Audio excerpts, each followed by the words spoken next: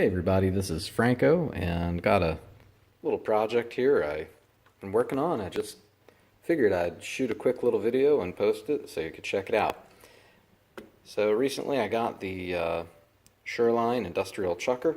I like it, it's working pretty good, but I wanted to mount an encoder on it, and I finally got around to doing that. So pretty basic, you can see how that works. Just made this bracket with some adjustments on it, mounted the encoder. This is the same encoder I think a lot of people are using, these Omron encoders you can get off eBay, but it's working pretty good.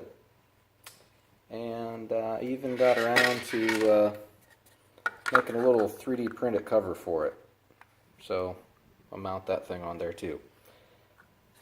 So just kind of a cool little project.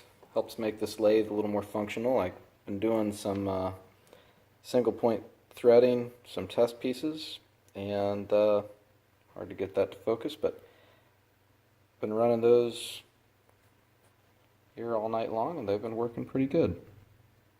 Nice little M6x1 threads. So got a pile of those, they're all good, so the threading's working great. Also, kind of stumbled on this recently. This is just kind of cool. Been using this Harbor Freight airbrush as a mist system for when I'm turning. Basically, I've been using isopropyl alcohol with just a little bit of oil in it. Shake it up, and got a great little oil blasting tool. Okay, that's it. Just quick little update here on a few projects. Hope you enjoy that, and we'll catch you later.